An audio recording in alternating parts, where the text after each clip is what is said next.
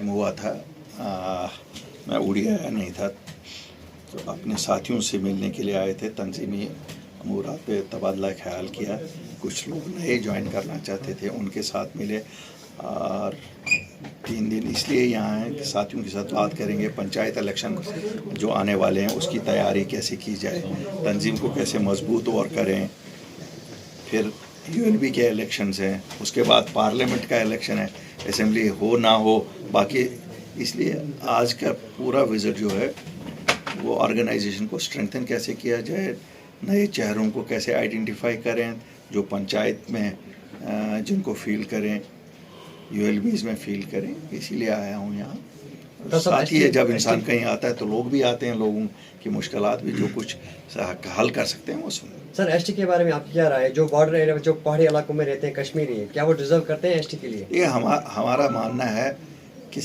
جو جہاں رہتا ہے ان حالات میں ان کو بانٹو نہیں، ان کو سب کو دے دو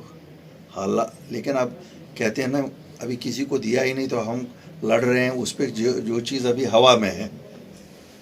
ہوا میں جو چیز ہے اس پہ ہم لڑ رہے ہیں، ابھی تو کسی کو کچھ نہیں دیا، ان سب کو ملنا چاہیے، یہاں تو لوگوں کے حالات ایسے ہیں،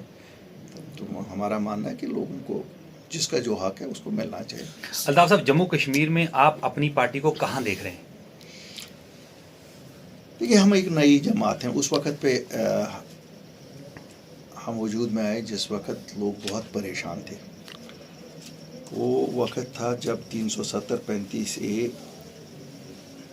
ہندوستان کی سرکار نے یہاں سے ریموو کیا تھا، لوگوں میں بہت غصہ تھا، لوگوں نے عقل مندی یہ کی کہ انہوں نے سڑکوں پہ آ کے احتجاج نہیں کیا، لیکن غصہ دل میں ہی اندر تھا، اور کہتے ہیں نا جب اندر کوئی چیز انسان کے دل میں ہو وہ بہت ٹائم تک رہتی ہے، وہ غصہ تو لوگوں میں ہے، لیکن ساتھ ہی لوگوں نے امن کے لیے بھی سگنلز دیے، جتنا آپ دیکھ رہے ہیں یہ سب کچھ امن جو ہو رہا ہے وہ لوگوں کی خواہش کے لیے، کیونکہ لوگوں کو خواہش ہے کہ آپ امن رہے۔ جب اپنی پارٹی کو اس تناظر میں دیکھتا ہوں تو اس وقت پہلے جب ہم نے پارٹی بنائی تو لوگ ناراض ہوئے کہ الطاف بخاری کو کیا ضرورت تھی، اس کو تو اللہ نے سب کچھ دیا تھا، یہ کیوں سامنے آیا؟ کسی کو لگا شاید دلی کا ایجنٹ بنا، تو یہاں سب سے پہلے تو وہ الزام لگتا، کسی کو لگا BJP کا ایجنٹ بنا، کسی کو لگا کچھ اور بنا، کسی کو لگا شاید ہمارے ووٹ کشمیریوں کے بانٹنے کے لیے۔ آہستہ آہستہ الحمدللہ اللہ تعالیٰ کے فضل سے آج لوگوں کو کلیئر ہے کہ ایسی نہ کوئی بات نہیں ہے، ہم نہ کسی کے ایجنٹ ہیں، نہ اللہ کے فضل سے کہ کبھی بنیں گے، ہمیں اس سے کوئی واسطہ نہیں ہے، لیکن ہم نکلے کیونکہ ہمارا کھویا تھا۔ جس وقت لوگوں پہ مصیبت بن پڑتی ہے اس وقت لیڈروں کو سامنے آنا پڑتا ہے۔ جو جماعتیں آلریڈی تھی انہوں نے راہ فرار اختیار کی، کیوں چپ کرنے میں انہوں نے سوچا بہتری ہے، لیکن میں بھی چپ کرتا۔ 370 میں پروٹیکشن تھی زمین کی، 370 میں پروٹیکشن تھی یہاں کی نوکریوں کی، 370 5 اگست کو ختم ہو گیا تھا۔ اگر ہم سامنے نہیں آتے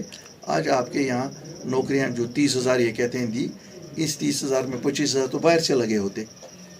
زمینوں پہ لوگوں نے قبضہ، اتنا ٹورسٹ جتنا آ رہا ہے دیکھ رہے ہیں، تو یہاں باہر کے لوگ آئے ہوتے ہیں، ہمارے آستانی لوگوں کو نکالا ہوتا۔ تو مجھے اللہ کا شکر کتنا کروں کہ ہمت جٹائی میں نے، کم از کم ہم آئے تو ہم نے آرڈر تو لایا نا، وہ تو روک لیا۔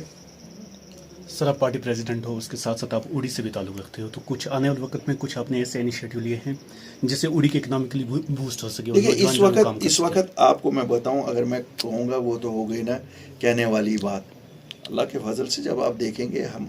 جو ہمارا مینیفیسٹو اوڑی کے لیے الگ ایز کینڈیڈیٹ ایشو ہوگا، اس وقت آپ دیکھیں گے کیا ہوگا اوڑی کے لیے، میرا کیا اپنا پلان ہوگا۔ باقی ایز اے پارٹی تو ہمارا تو ہے ہی ہے یہ کہ ہم پورے جموں کشمیر کی یکساں ترقی کے لیے ہیں۔ ہم یہ نہیں ہے کہ اوڑی بارڈر ہے تو یہاں کوئی بھی انڈسٹری آج تک نہیں بنی۔ اوڑی میں آپ کو پتہ ہے یہاں ناشپاتی سب سے زیادہ ہوتا ہے، کاش ایک سٹور بنا ہوتا تو یہ ناشپاتی آہستہ آہستہ نکلتا۔ اگر آج 1,000 روپے کی پیٹی آ جاتی ہے، جو سیزن اس کا ختم ہوتا جاتا ہے، 300 روپے میں بکتی ہے، سٹور ہوتا تو شاید इसी तरह वालनट है, वालनट प्रोसेसिंग के लिए है, बाकी चीज़ें हैं। यहाँ बिजली घर है, लेकिन क्या फ़ायदा है उड़ी वालों को, बिजली तक नहीं मिलती है। तो हम ये देखेंगे, मैंने कहूँगा जस्टिस जिसे कहते हैं ना, जस्टिस देखेंगे। सर, अगर उड़ी बोनियार की डेवलपमेंट के बारे में बात करेंगे तो यहाँ पे जो है सलामाबाद एक गांव है जहाँ पे 7,000 की आबादी है, लेकिन अभी तक जो है रोड वहाँ पे नहीं बना है। मैं तो अभी टिट्स एंड बिट्स ही उठा रहा हूँ इस कॉन्स्टिट्यूंसी के। लेकिन सलामाबाद के रोड के बारे में अभी तक किसी भी लीडर ने बात मैंने नहीं कहा की।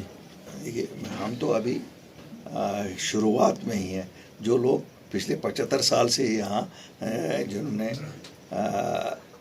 लोगों की खिदमत की है, तो अगर उन्होंने पिछले 75 साल में नहीं किया, हम तो लोगों को यकीन दिलाते कि जिस वक्त भी इलेक्शन होंगे, सरकार जो भी आएगी, मैं नहीं कहूँगा कि उनको सालों वेट करना पड़ेगा, कुछ दिनों में ही ऐसी चीज़ें उठाई जाएंगी। आपको मालूम है एक मसला आप जो आज सबसे बड़ा है, जिसे की तरफ मेरा जहन, मैं आपको लेना चाहता था कि मुझे पता है कि आपके जहन में भी ये सवाल होगा कि हमारी जो मजहबी जगह हैं, मखदूम साहब हैं या दस्तगीर साहब हैं या दूसरी जगह हैं, आपने देखा होगा, या हमारी जहाँ पर भी